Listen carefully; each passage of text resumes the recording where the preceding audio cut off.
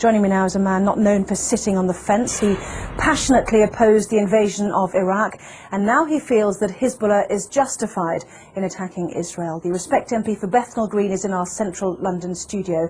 A very good evening, good morning rather, to you, Mr. Galloway. How do you justify your support for Hezbollah and its leader, Sheikh Hassan Nasrallah? A preposterous way to introduce an item, and what a preposterous first question. 24 years ago, on the day my daughter was born, and I've just celebrated her 24th birthday, I had to dash to the maternity hospital to see her given birth from a mass demonstration in London against the Israeli invasion and occupation of Lebanon. Israel has been invading and occupying Lebanon all of my 24-year-old daughter's life. The Hezbollah are a part of the Lebanese national resistance who are trying to drive, having successfully driven most Israelis from their land in 2000, Israel from the rest of their land, and to get back those thousands of Lebanese prisoners who were kidnapped by Israel under the terms of their illegal occupation of Lebanon.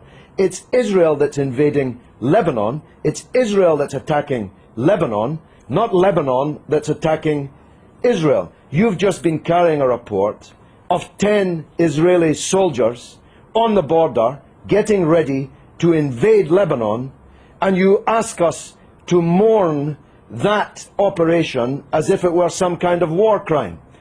Israel is invading Lebanon and has killed 30 times more Lebanese civilians than have died in Israel. So it's you who should be justifying the evident bias which is written on every line on your face and is in every nuance of your voice and is loaded in every question that you ask. Right. You put your finger on the button, though, didn't you, when you said that Hezbollah was set up back in the 1980s in order to remove every Israeli soldier from Lebanese soil. As you said, it achieved that in 2000. No, it didn't. This is a setback. No, it didn't. It didn't. This is a key point that you're concealing from your viewers. Israel was forced out of most of the south of Lebanon in 2000. It still occupies a part of Lebanon since 2000. The Shebaa Farms area, which is subject to this latest UN draft resolution. Thousands of Lebanese prisoners have been kidnapped by Israel. Hezbollah I spoke and the just a moment Lebanese ago to the Israeli Foreign Ministry released. spokesman who said that the 3 Lebanese who have been captured, perhaps you'd like to use that word, have been before a judge These are and not been the to prisoners. a court of law. Oh, please, have a slightly longer memory than 4 weeks. I'm talking about the thousands of prisoners taken during the 18 years of Israeli occupation, illegal occupation of South Lebanon. These are the prisoners that have to be released in exchange for the Israeli soldiers that were captured at the beginning of this wave of the crisis.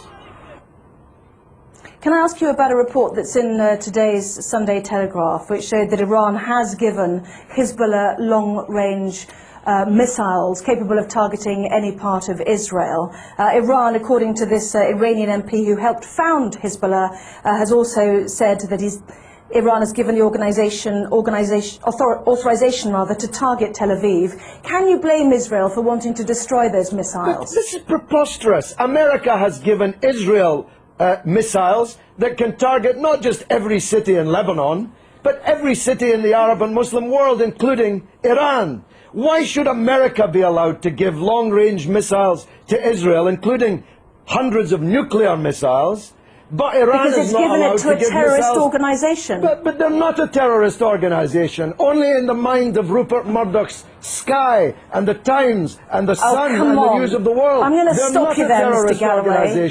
Prescribed terrorist organizations. One man's terrorist is another man's freedom fighter. We know that perfectly well. In most people's eyes, they are deemed to be. They had a choice, didn't they? Let's understand this. They had a choice, like the IRA, to take on politics. Listen, Anna. I'm saying they had a choice to absorb the idea of politics. They've got 2 Hezbollah cabinet ministers. Anna, one man's terrorist is another man's freedom fighter. You are totally wrong in saying that in most people's eyes, Hezbollah are terrorists.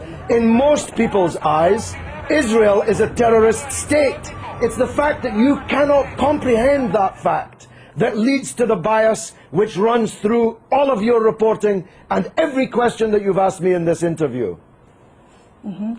Can I ask you one question? I was relating to the IRA and Sinn Féin. They have decided to embrace politics. Hezbollah had the chance to embrace politics. They've already got two cabinet ministers. They're well respected in the south. In politics. They are. That's what I'm saying. People of the south if you listen of to me, I'm saying they've got two cabinet ministers already. They had a chance to do that. Why did they need to capture and kill Israeli soldiers on the border? Surely that sets back their ambitions to be a political force inside a democratic Lebanon. Look, because Israel occupies their country and holds thousands of their compatriots as kidnapped hostages in their dungeons. It's really very simple, except if you think only in a clock that goes back 4 weeks. If you know, and you're old enough to know better, that this origins of this conflict are not 4 weeks or 4 years or 14 years, but are decades old. You want people to think that the crisis started when the clock started ticking on Sky News. No, I don't the people in Lebanon I want to ask you differently.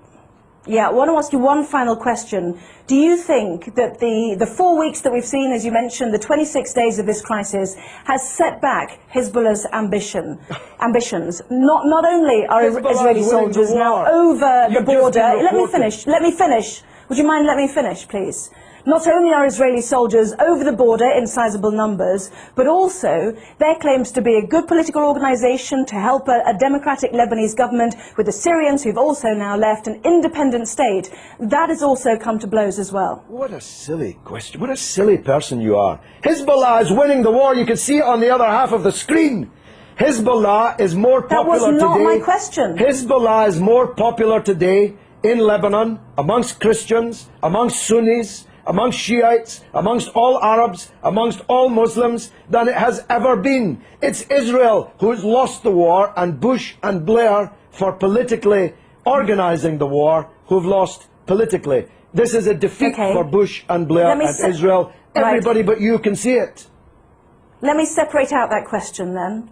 Is it a setback, given that Hezbollah was set up in order to get Israeli soldiers off Lebanese soil, that there are now more Israeli soldiers on Lebanese soil than there were 26 days ago? Well, they seem to be getting a bloody good hiding on the other half of the screen that I'm watching. Maybe you can't see it, but I'm watching them getting a bloody good hiding in the war. So if that's a success, I'm not sure what a failure would look like. The reality is that this conflict will go on. The United Nations resolution solves nothing, gives Lebanon nothing, gives the prisoners in Israeli dungeons nothing, and as Anne Clewid, my erstwhile colleague, was just saying, Israel has just kidnapped even more Palestinian politicians, cabinet ministers, members of parliament, and thousands of others held in Israeli dungeons, and this war will continue until the overall settlement is reached. That settlement must mean Israeli withdrawal from all occupied territory that it currently holds since the war in 1967, the release of all political prisoners, and a state for the Palestinians with East Jerusalem as its capital. No justice, no peace. You're not going out of business as a newscaster in Jerusalem anytime soon, believe me. Well, as usual, you have prompted a huge email response, both for and against you, Mr. Galloway, so we'll leave it there. I have to say that some people might find it offensive when more families are mourning their dead to hear you say that it was a bloody good hiding. So you don't give a damn. You don't even know about the Palestinian families. You don't even know that they exist. Tell me the name of one member of the 7 members of the same family slaughtered on the beach in Gaza by an Israeli warship. You don't even know their name, but you know the name of every Israeli soldier who has been taken prisoner in this conflict, because you believe, whether you know it or not, that Israeli blood is more valuable than the blood of Lebanese or Palestinians. That's the truth, and the discerning of your viewers already know it.